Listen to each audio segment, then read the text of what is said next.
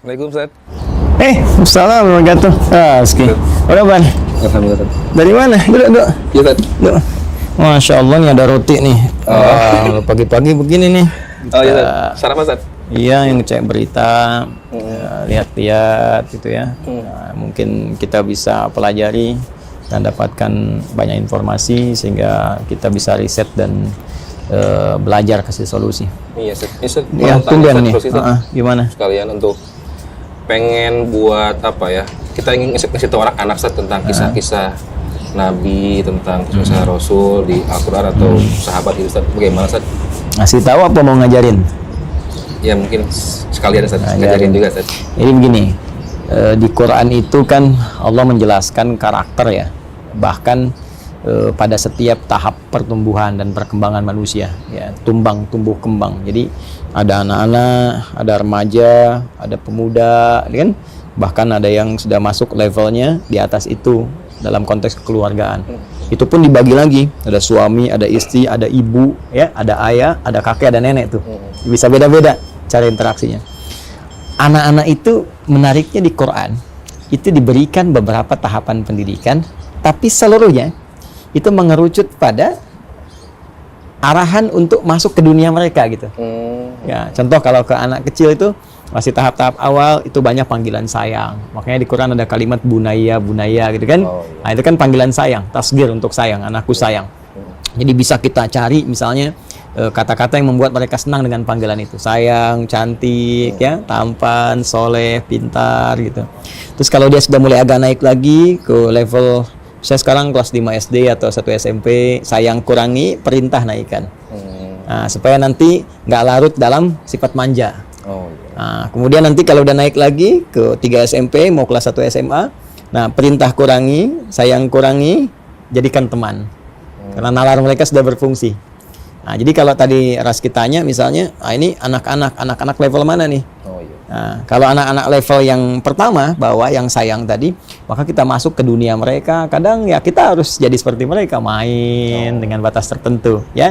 Jadi seperti anak-anak walaupun tidak kekanak-kanakan. Nah, contoh misalnya kita mau mengajarkan kisah-kisah. Ya mereka senangnya kan ekspresi, ya. Kemudian motorik mereka kan sedang dipacu, makanya mereka senang sesuatu yang menarik, gitu ya. Kita bisa bikin kayak lirik-lirik, gitu kan. Nah, dalam bentuk misalnya bisa dibuat lirik dengan nada tertentu, gitu kan.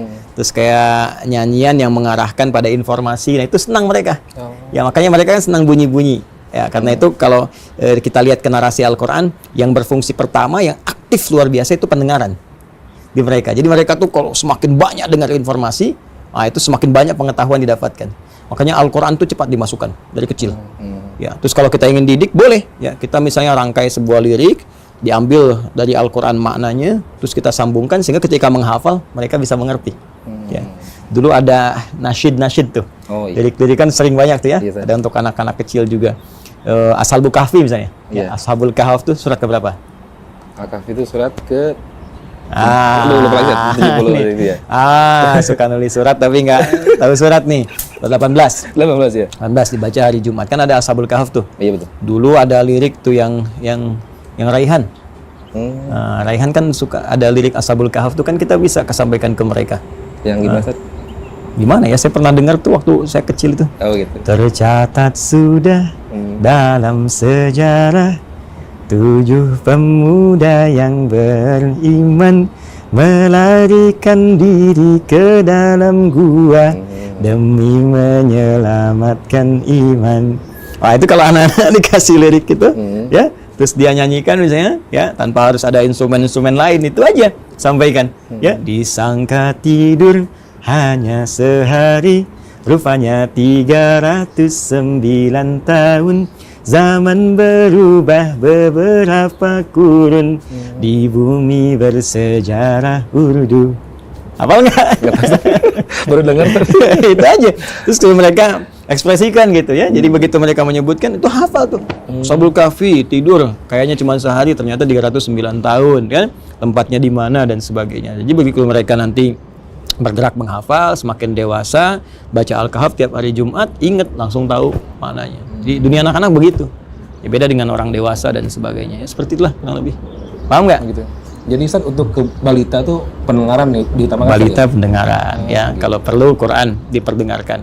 Ya, pasang speaker aktif Quran 1 bulan 1 juz sampai 30 juz, usia dia 30 bulan 2 tahun setengah. Jadi sudah dengar Quran secara keseluruhan. Ya, nanti kalau sudah berekspresi di atas 3 tahun, 4 tahun ya sampaikan itu, tanamkan dan masuk ke dunianya. Jadi walaupun orang tua berharap kuat ya, anak bisa menghafal Quran, bisa dewasa, tetap mereka anak-anak. Ya, jangan lupa dengan dunia anak-anaknya.